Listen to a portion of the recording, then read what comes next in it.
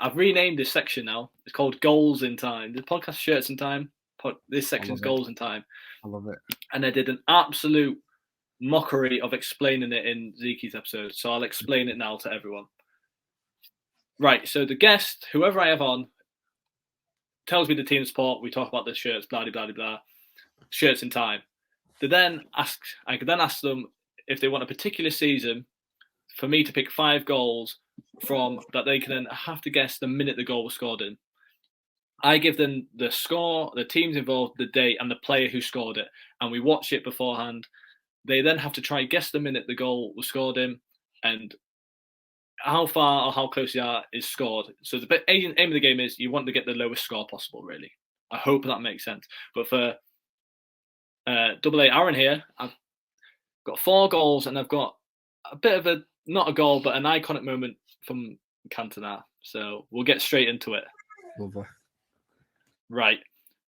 Aaron, are you ready? First goal. You picked the 1998-99 treble winning season. Yeah.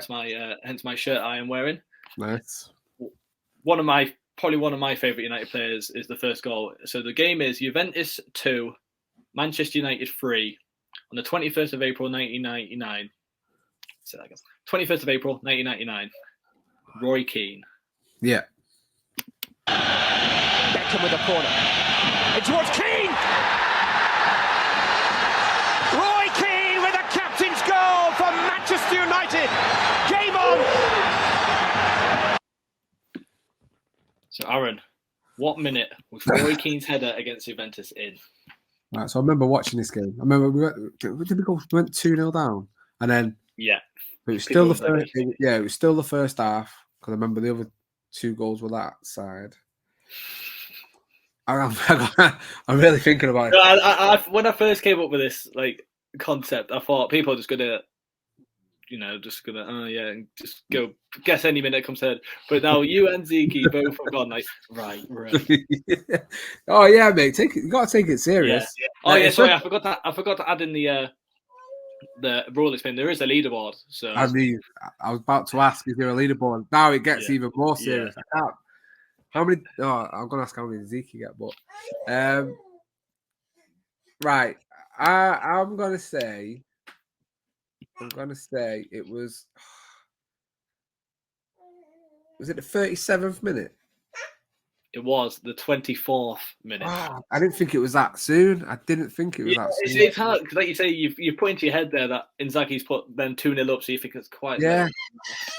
But yeah, so that's not too bad. That's only 13 minutes out on the first goal. That's quite bad. I'll be honest. The second goal, I'd be very surprised if you're not. Pressure's on now. I'd be very surprised if you're not within. I'd say a couple of minutes. It is Manchester United 2, Bayern Munich 1, 26th of May, 1999. It's not Solskjaer who's won it. It's the goal beforehand.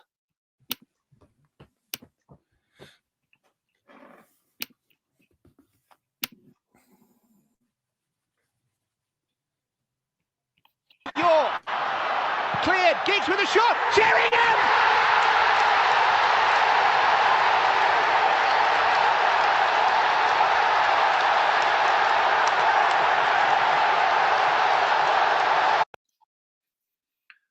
Aaron, what minute was Teddy Sheringham's goal against Bayern Munich in that famous night back in 99?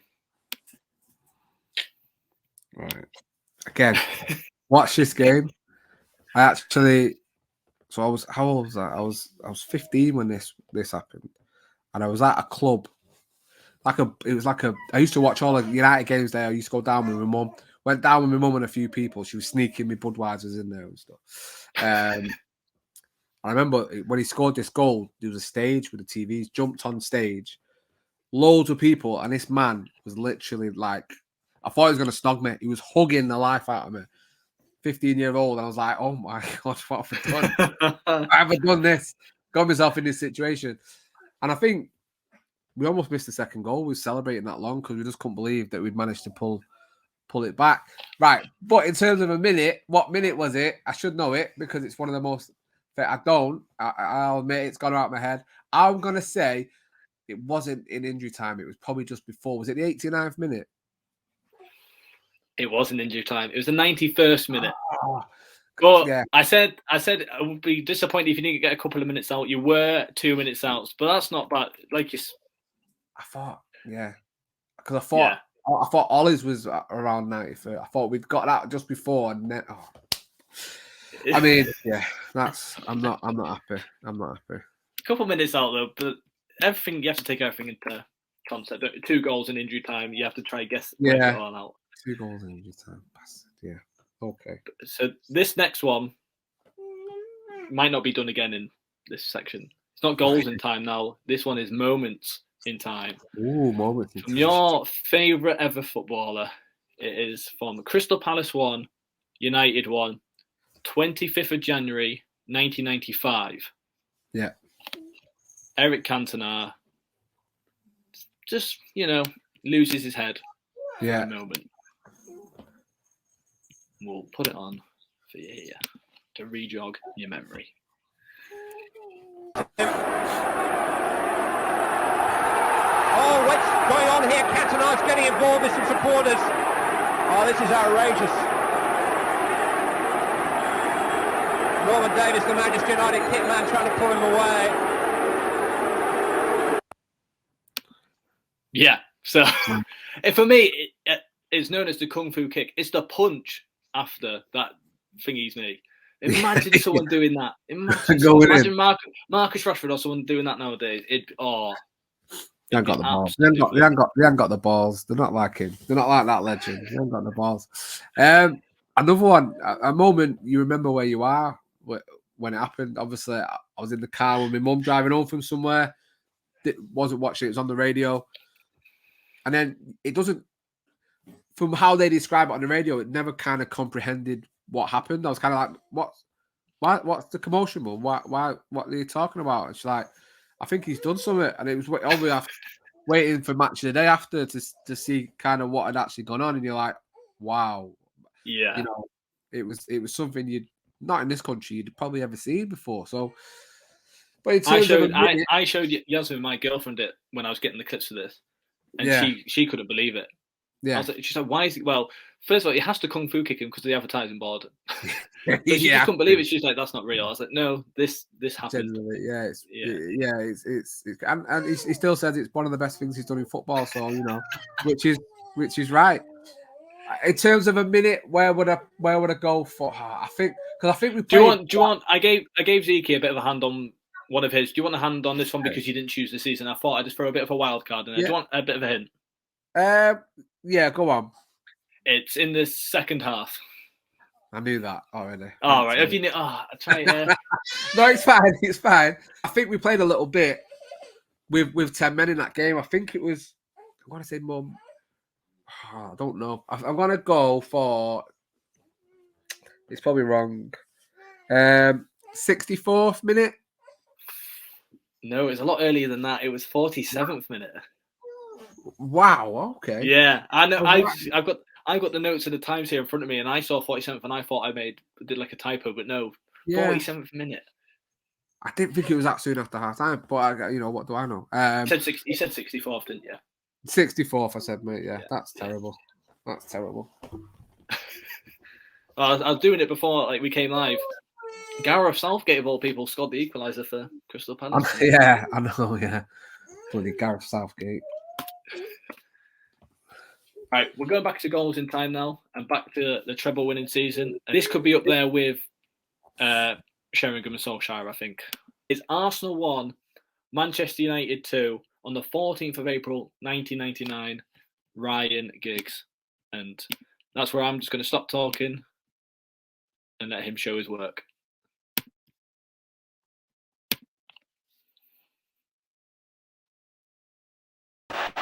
Rather weary one from Vieira. Giggs gets past Vieira, past Dixon, who comes back at him. It's a wonderful run from Giggs!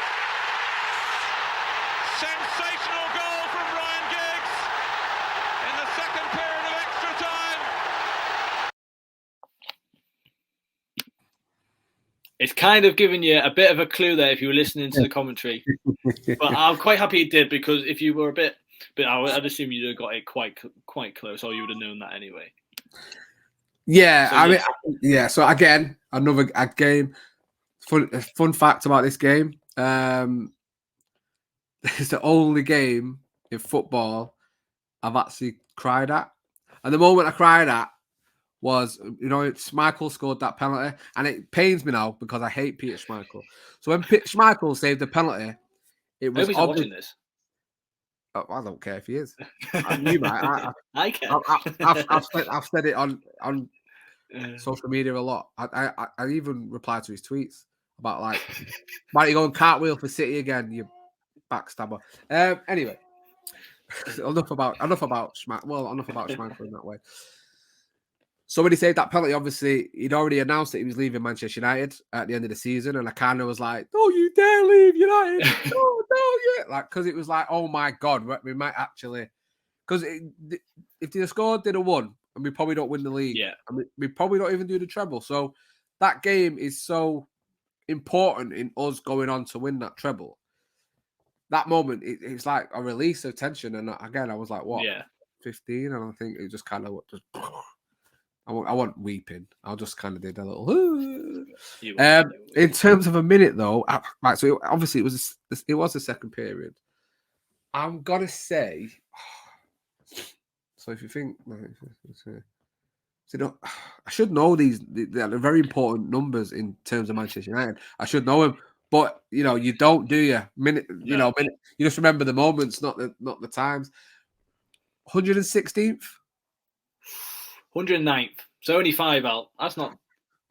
See, again, because you in the games like this, you think certain games, you think, right, well, I know Cantona got sent off early because I remember the game we played 10 members a lot. But then with the Giggs one, you think it was a case of he scored right near the end and we just kind of held on for 4 or 5 minutes and that was it, because it was so frantic and you kind of lost in the moment that time just doesn't exist anymore. It's really weird. Yeah, but I know what you mean.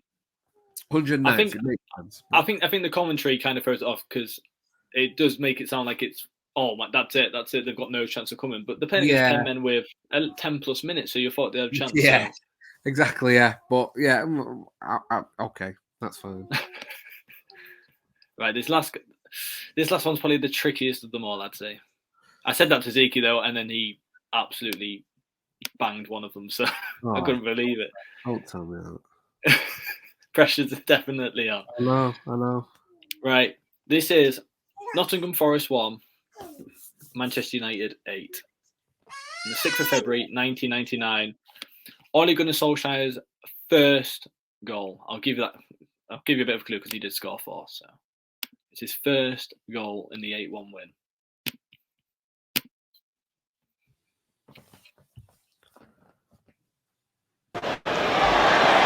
Didn't like that from Porfirio, and but pushed out. On from Beckham, Gary Neville, and Solskjaer on the spot.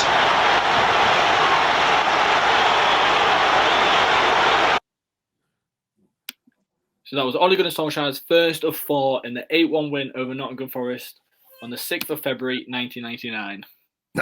Yeah, so obviously we talk about the game a little bit. But was it both York and Cole were on hat tricks for that game, and was it York that got brought off? I think off memory, I think so. Yeah. Yeah, and they were both fuming that he come on and scored 4. And I know he did it in a really short period of time. He scored him in a ridiculous short space of time. Can I tell you the minutes between? Absolutely not. And I think I actually saw a tweet about it this week, maybe. I'm going to say. Mate, I scrolled. I saw it. Yeah, scrolled. It's not staying in my head. A minute he scored the third. Right. Oh, man. I'm going to say, so it was second half, obviously. It was second half, and jeez. See, I'm worried now because I said 64 before, and I think it could be around that time. But I've got like a 70 in my head. Oh man, this is mad. 71st. Quite happy you went with the 70s because it was the 80th minute. Oh, So really? only yeah. I think he scored the first off when I've got the goal. I think he scored his first in the 80th and maybe his fourth in the 88th, I want to say, which is ridiculous. Yeah, that's it. Again, I thought it was a lot earlier in the game. I didn't know he'd done it in that, from the 80th to the 88th. That's ridiculous. Wow. Oh, actually, right. yeah. But yeah, so Aaron, do you want to know where you will be in the leaderboard after that? I mean, I think I know, but you may as well tell everyone else. Yeah, why not? So Zeke at the minute is top. He's also middle and he's also bottom at number 1 because first guest. Aaron, double A, Mr. Talking Kit. You are going into first place with a score of 40. With a score of 45. I absolutely fumbled it. It was a shocking performance, but hey, I'm going to take it. I don't think you fumbled it. You were the furthest you were out on one of them was, I think it was the wild card, the Cantona one. And I don't think you were out on the. I'm rubbish at maths, so I'll work out. You're only 17 minutes, yeah, which is not a lot, really. No, all right. A game that was nearly 30 years ago. I'll take it, mate. I appreciate that. That's nice. 45 points. That's not too bad. It's tough score to beat you there because you were 9 minutes out, 5 minutes, 2 minutes, and 13 minutes. So you were out but you were not out by much. So no, I'll take that. My knowledge is not bad. Then I guess I think remembering bits and games and knowing and rewatching. You as any fan, you should be rewatching history in your club for sure because it's especially United fans because our history and you go back to the 90s. If you're a young fan and you've not watched what United did in the 90s, I implore you to do it because it was just the most unreal time. And I absolutely adore everything that United did in that time period for sure. Out of the, you only had 4 goals then. So out of Roy Keane's header, Sheringham's equaliser, Giggs' winner against Arsenal, or Solskjaer's first goal, which out of the 4 is your favourite goal? I mean, I mentioned it before. I mean, the Keane one is unbelievable because it's like it sparked that comeback to get us to the Champions League final, which was an amazing game of football. Two world-class teams going at it. It has to be Giggs because I said it before. I mean, if we don't win that game, we possibly don't win the treble. I think the season kind of collapses. Liverpool were right behind us. Arsenal were right behind us and probably could have nicked the league. The heads are down. If they're not in an FA Cup final, we don't win the league. We probably don't come back because of the level of confidence and where we were because we'd won them 2 took us through the Champions League and we were able to get them two last goals. Do we do that? You never know. So I think for a United fan, for the history of the club, and for that season, it has to be Ryan Giggs' goal against Arsenal, 100%. And it was a world class goal, Patrick Vieira, unbelievable goal. Love him for what he did with that assist. Well, thank you very much for coming on, mate. And I'm going to give you the floor now to plug yourself, Talking Kit, and whatever stuff you've got going on. So be my guest, mate, and plug away.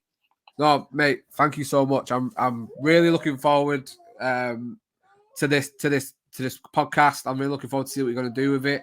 So first and foremost, everyone listening, make sure you go and supporting Jake, liking videos, giving reviews on his podcast, following him, and just getting involved in what's going to be another amazing piece of content for the Kit community. 100%.